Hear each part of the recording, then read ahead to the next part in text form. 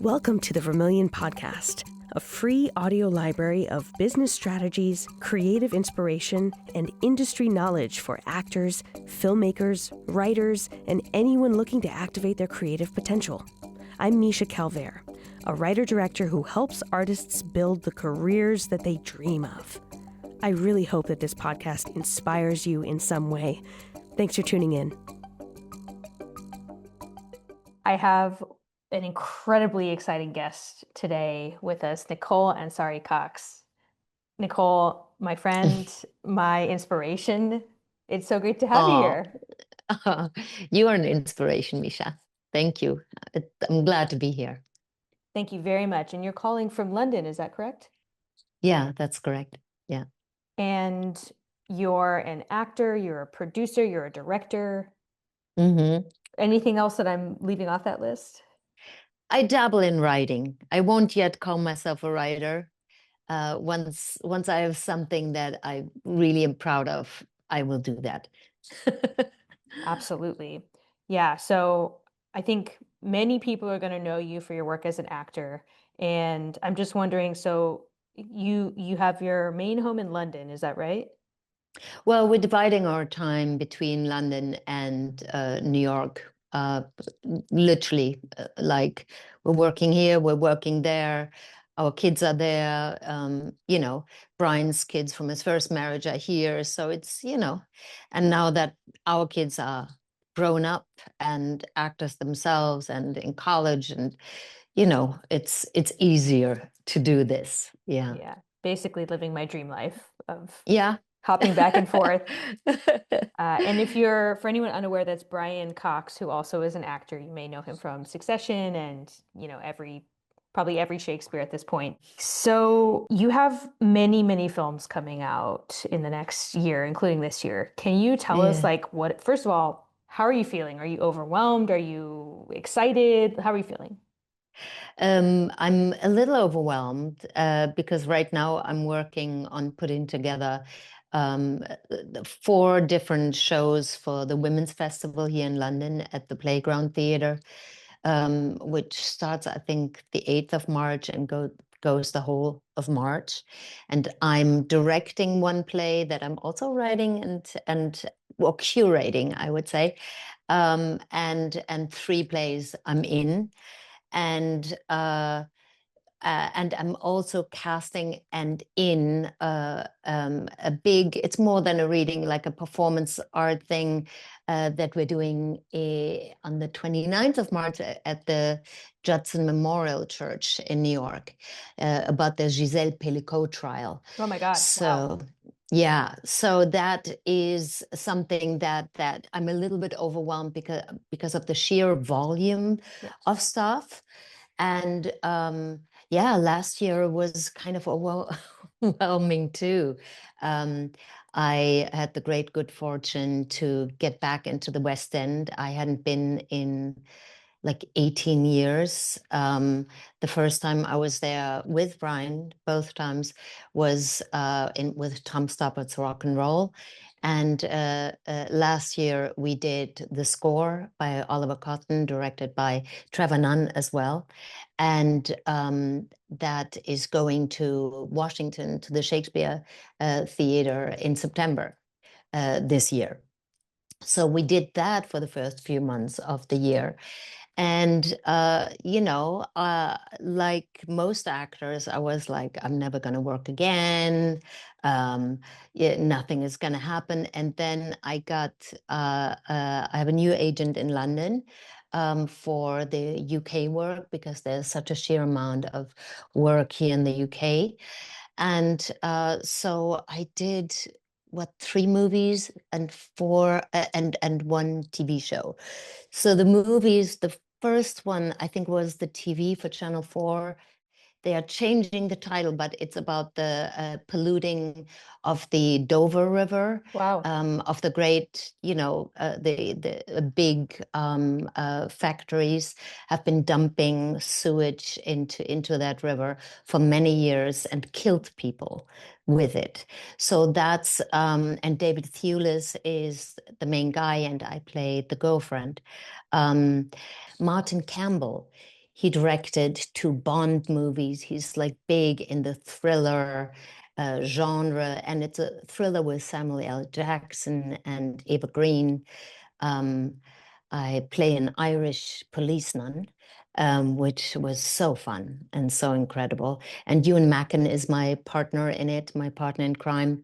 He's an incredible Irish actor who had to play American and kept slipping back into Irish when I was speaking to him. It was really funny. I don't know, a week before I came back, ready for like Thanksgiving and all of that, I got cast in a movie with Nicole Scherzinger. So I did that just before Christmas. So it was like back to back to back to back after thinking I'll never work again. And I think I've never done so many films in in a year. And a West End show. It was like packed. The year was packed. And the year before was packed because we did Brian directed his first feature film called Glenrothan with Alan Cumming and himself, Shirley Henderson, and Alexandra Shipp, the only American in everybody was Scottish, most everybody. I have a little cameo in it, but I executive produced it, and I'm also the second unit director. So the year before was, all about Glenrothan, basically. And we did the show The Score in Bath before we took it to the West End. So it's coming out in April here in the UK. We're super excited about it. So yeah, it's been like a packed few years, the last 3 years, ever since my son went to college, you know. Yeah. I'm wondering, first of all, everyone I think listening to this is jealous of the amount of work that you have going on. You're kind of redefining what booked and busy means. Yeah. And one of the things that I love about you is that you seem to, at least from the outside, create roles that you would want to play, like roles that really mean something and projects that really mean something. How do you do that? Like, how do you manifest not only the quantity, but the quality of bookings that you've just described?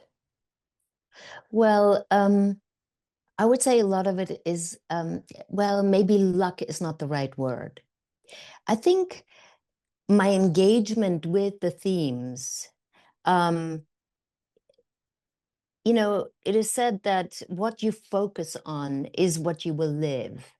So I focus on the things that inspire me and the things that outrage me, the things that make me, want to stand up and protest, the things that, so I guess, when you focus on the things that engage you in an emotional, psychological, intellectual way, I think the things will come to you because you will meet the people who are like-minded or are inspirations for you, people that you look up to, and that you learn from. And I can only explain it in that way. I think that's what has been happening, is that I have less focused on crumps, like, oh, please let me have this small part in this, small indie, let me No work. desperation. No desperation. Like I basically said, you know what, if something doesn't light me up in some way, I don't need to do it. I'm fortunate enough, I don't need to pay the rent with it, we're doing well. So I think it is unfair to say, oh, everybody can do that. That's no. Sometimes you just got to do what you got to do in order to pay the rent.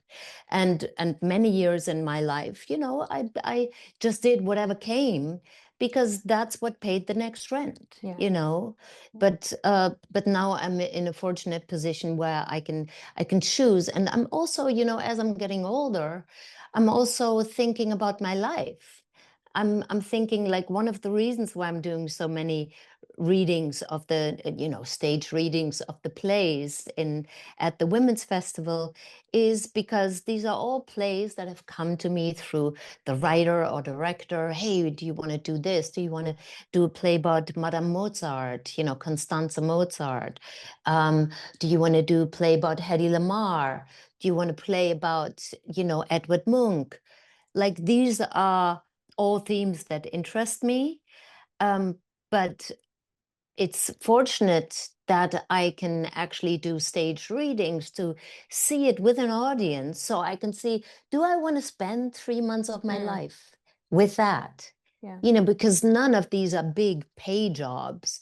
They are all artistically driven projects that and I'm no longer willing at this age to spend a vast amount of my life to projects that I'm okay with, or that I'm like, yeah, I'm acting no matter what, Yeah.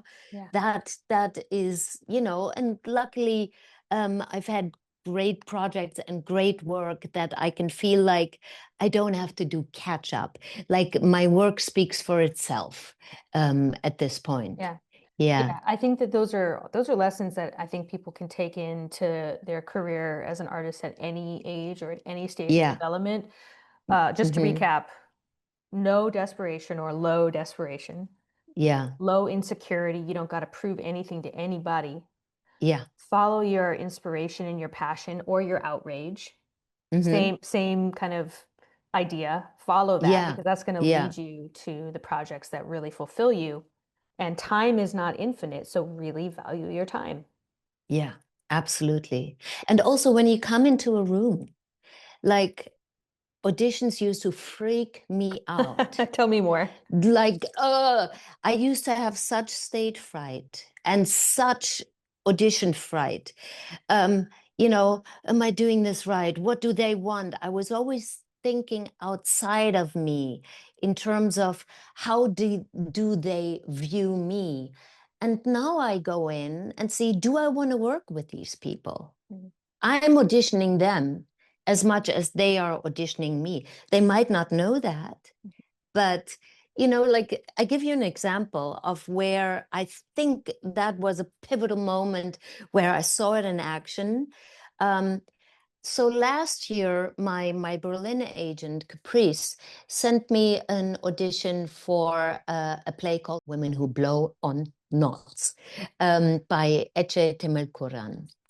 And it's about the Arab Spring, and it's about this really magical older woman, much older than me, actually, who takes these girls onto a journey about, like, discovering the goddess, and I mean, a really feminist play, really, really incredible role, like a role of a lifetime, right? I'd love to do the movie of that. Anyway, I I got the offer after Glenrothen, after we filmed Glenrothen. And I was shooting a movie in Georgia called Hotel Tehran with Liam Neeson. And I said, no, I have no time to do this. And they said they really would like to see you. You have a very short rehearsal time, but, maybe, like, see if you can do this. I was stepping in they had 2 other actresses before. For whatever reason, it didn't work out, right? And I read the play and I was so fired up. I was like, there is no way I cannot do this, because it speaks about everything that I love, the goddess, and like, female empowerment and politics and Arab Spring. I mean, it was really, really cool play. And so I came in, and the director and the artistic director and the writer of the play were in the room. And I came in and I started to talk about the play, and I completely forgot that I was there for an audition, because I knew that I was the right person. I knew this woman. I knew how to play her. And I had no doubt in my mind that they would want me. And so after about 45 minutes of talking, and we're talking, they said, excuse me, Nicole, but do you mind reading a bit? And I was completely shocked because I was so in the inspiration of the story that I'd forgot. And I went, of course, I'm here for an audition. I'm so sorry. And and I did it.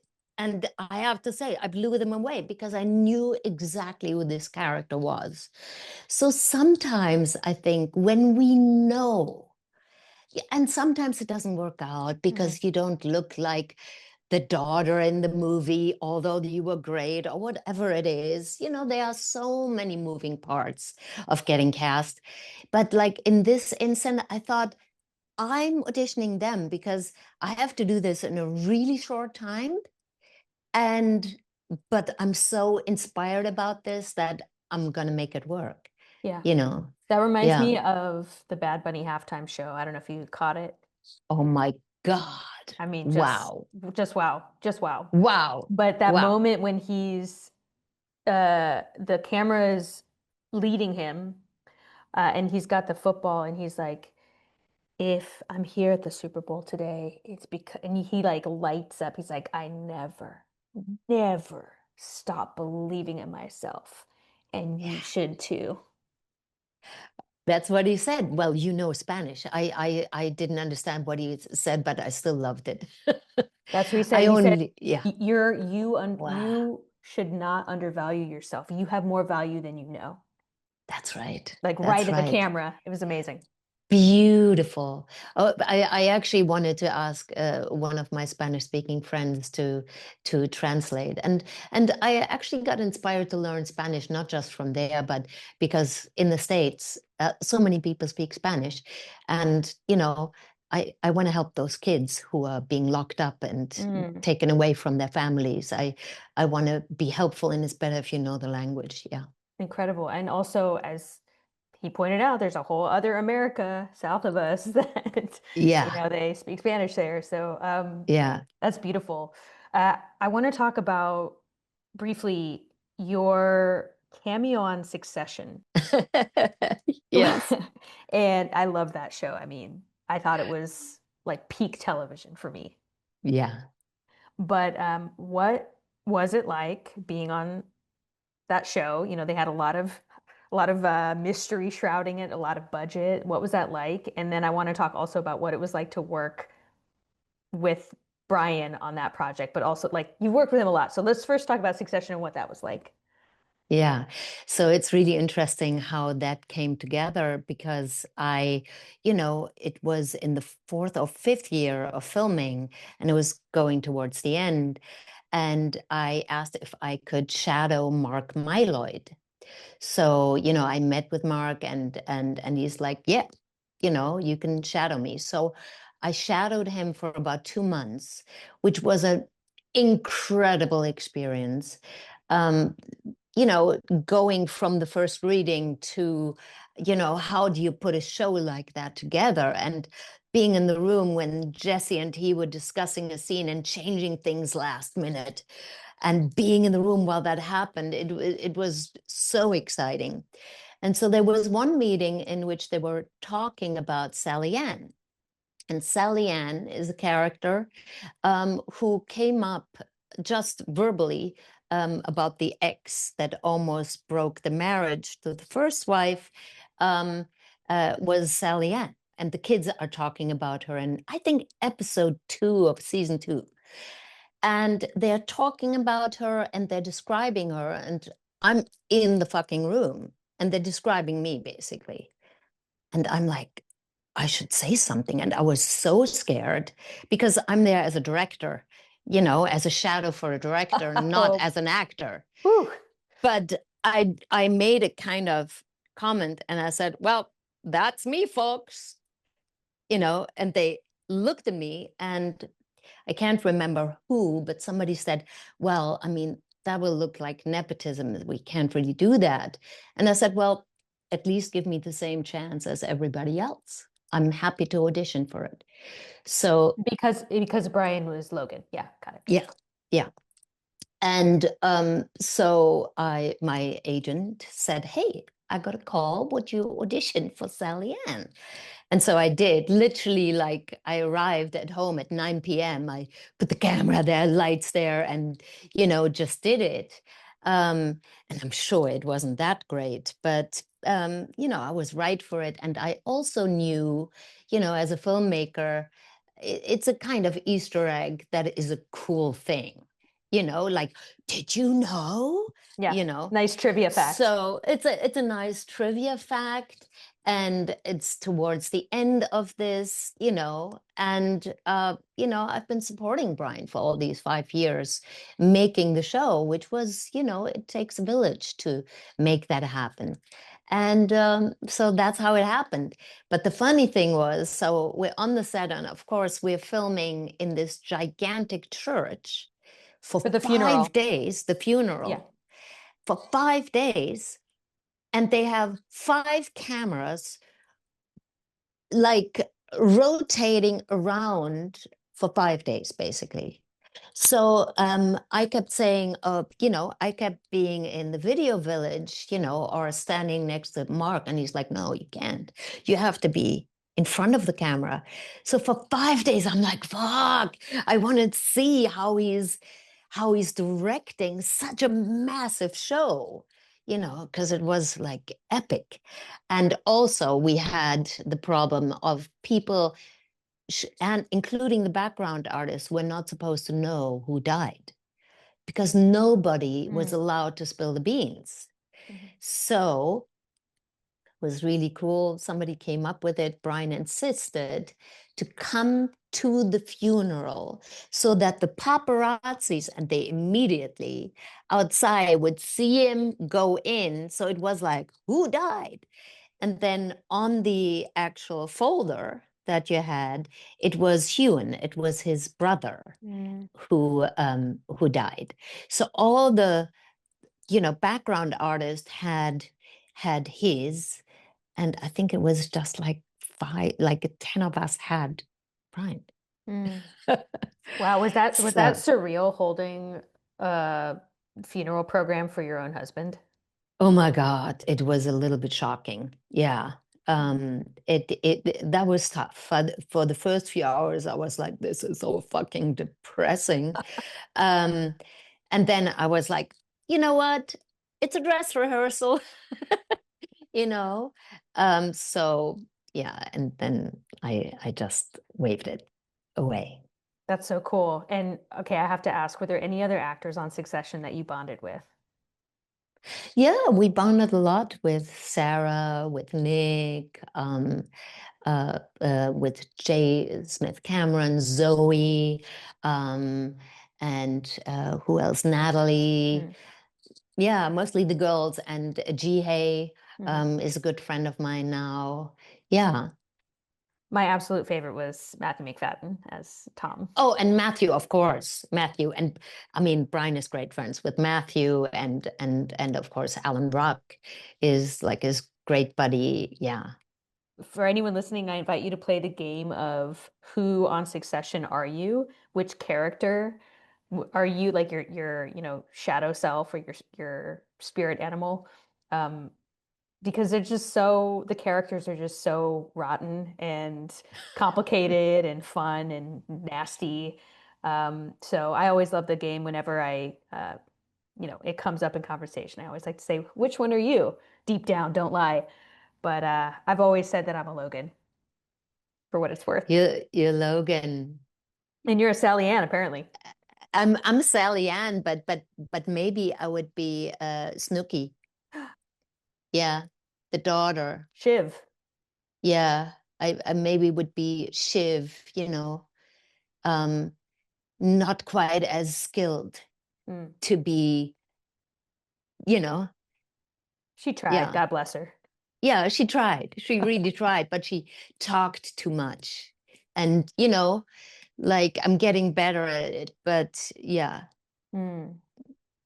Including that audition that I did where I just talked and forgot that I was auditioning. You've worked on so many projects with Brian, your husband. Yeah. What's that like to be so collaborative with him creatively? And does it ever, I imagine most of the time it goes well, clearly from your track record, but does it ever, it's like, I need a break from this guy for a while. Too much time with Brian. No, it's funny. We talk about that quite a bit with friends or people who say, "Oh my God, you're working together. Well, hopefully you'll still be married next year." And with us, it's the opposite. The more we work together, the better it gets. Wow. Because we have very similar likes and dislikes of what we like. We're very similar in that way. We're very similar in the way that we work when we're on stage. And I wouldn't say how we prepare, but like we just vibe really well. And I fell in love with this art first, and we met through that. I was going to go to Berlin and do this short film with this German actor, Werner Dan. Werner Dan was his name. And I said, well, like in a couple of months, I have to go to Berlin and do this film. And he's like, oh, I love Berlin.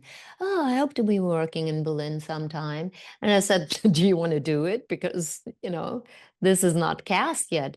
And he's like, let me look at it. And he's like, oh, that's a nice story. Oh, this is an interesting artist. David Lamelas is his name, an Argentinian artist. And so we went to Berlin and had a little Berlin holiday and did this film, which was really cool. And then I had a show that I co-wrote. It's about Romy Schneider. It was a one-woman show I did in Vienna. I think actually that might have been the first thing we did. And I was in rehearsals, and we had met in New York, then lived briefly in London, and then I had to do this show in Vienna. And he came to visit me, and he came to the rehearsal room, and I had just done a recording with the best actor of that theater. He was supposed to play Visconti, the filmmaker Visconti. And the scene was, and this is documented, Visconti did Richard III with Alain Delon and Romy Schneider. And Romy played Lady Anne, obviously. And she was very inexperienced as a theater actress. And he laid into her and insulted her, like, what are you doing, Romy? You don't know what you're doing. You can't act for toss, like really like this. And when I listened to what we had recorded, I was like, it sounds like an actor. Mm-hmm. He sounds like an actor. He doesn't sound like actually somebody who's having an, conversation.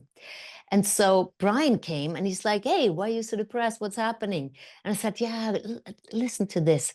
And he immediately understood what I meant, Yeah. And I said, you could do this better, and you don't even speak German. Mm. And I said, here, can you do this phonetically? And he did it. Wow. And I said, can you do this with an Italian accent? Like I gave him the Italian accent.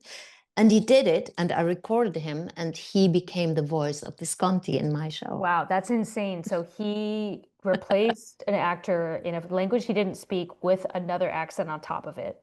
Yeah. Off a cold read. Yeah. Damn, that's how good he is. That's how good he is. Yeah. I think about that. I think about how beautiful that you fell in love with his talent first. And I think, like, could I ever marry somebody who I didn't deeply respect on a professional level? I don't know that I could. I'm 100% know that I couldn't. I couldn't even go to bed with them. Oh, I love those standards.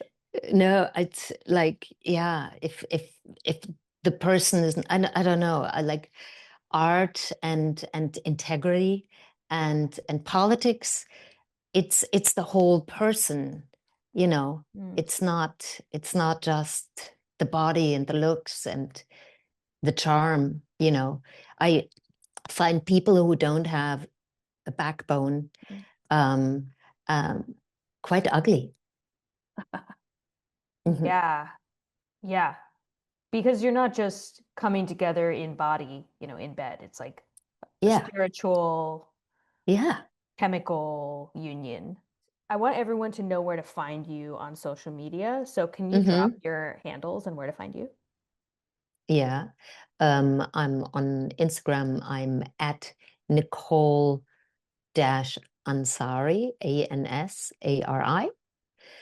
On Facebook, I mean, I never use Facebook, so it's Nicola Ansari, you know. I don't hide my name or who I am. Um, and I think that's pretty much it. Glenn Rothen. So is that out in theaters soon? Yeah, we're opening in the UK on the 17th of April. Yeah, we premiered at TIFF. We don't have American distribution yet. Um, I don't know. Hopefully it will come. Um,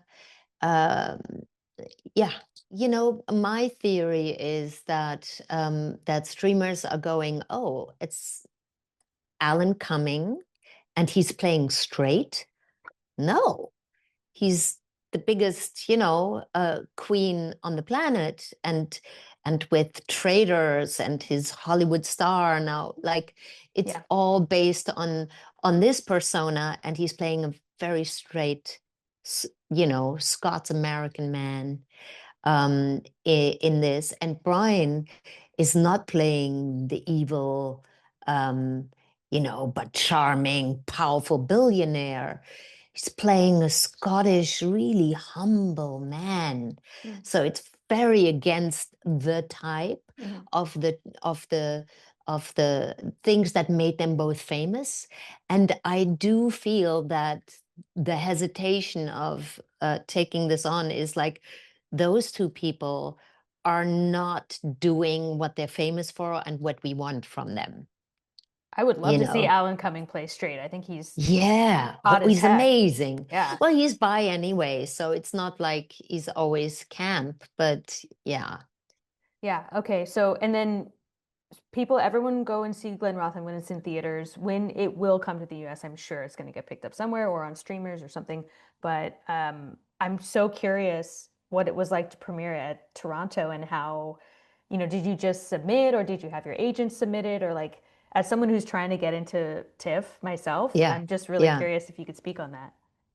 Yeah, I mean, we submitted it, and of course, it always helps when you have somebody in the team who already has a relationship. So, one of our producers, Christine Zhang, um, she already had a relationship and we actually met at TIFF at the premiere of another film that Brian was in, that she was a producer in. So which film was that? I'm trying to. It was with Kate Beckinsale, a really good movie.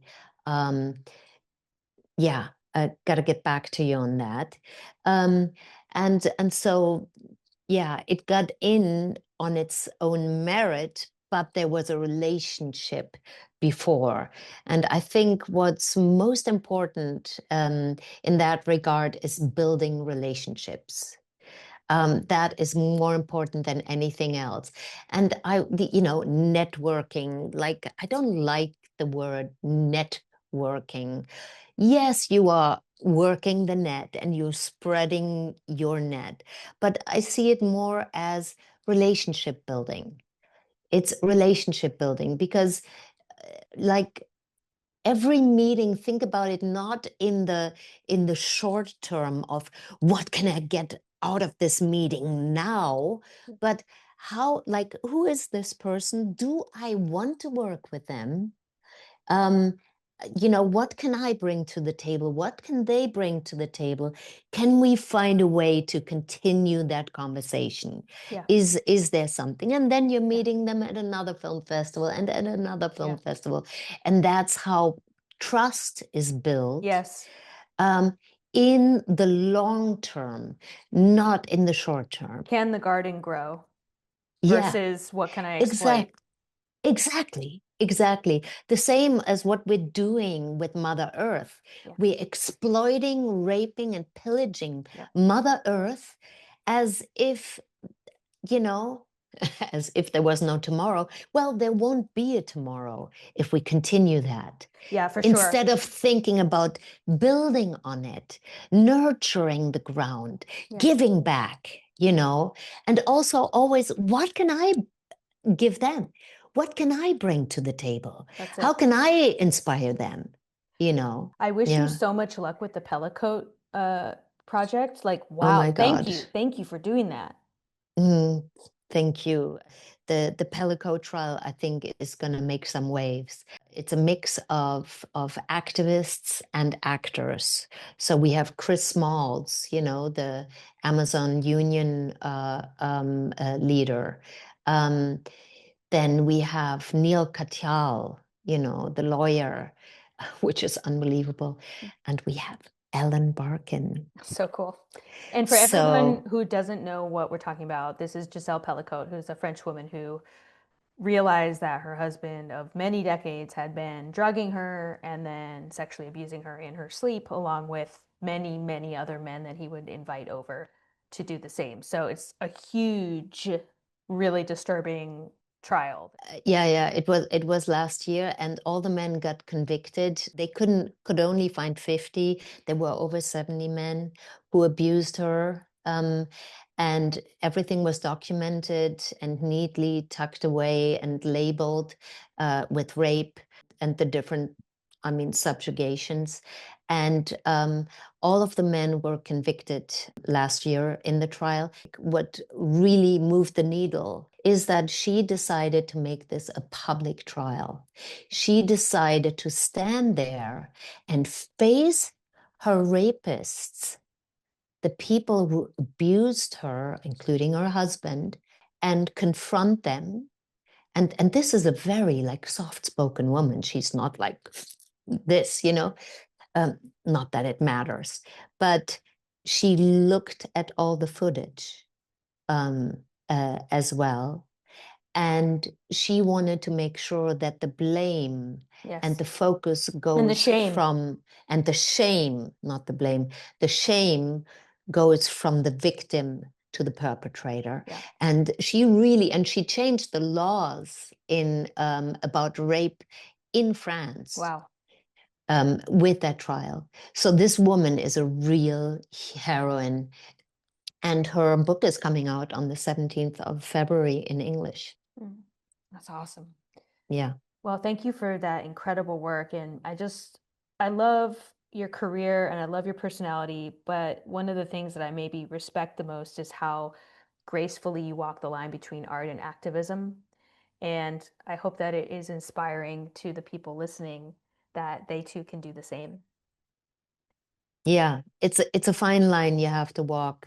Sometimes I feel like, oh, I should just shut up and just post about all the work I'm doing rather than posting about Iran and posting about Gaza and Somalia. And, there are so many battles. China, there's so much going on there.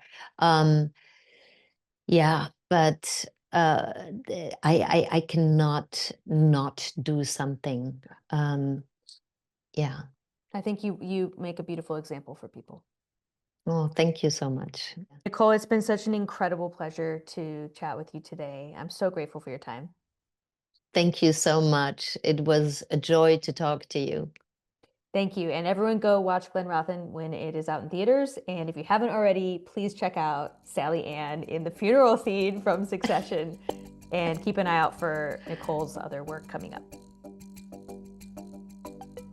The Vermilion podcast is sponsored by Vermilion, a home for artists. We offer classes, coaching, and community for creatives and innovators in the arts.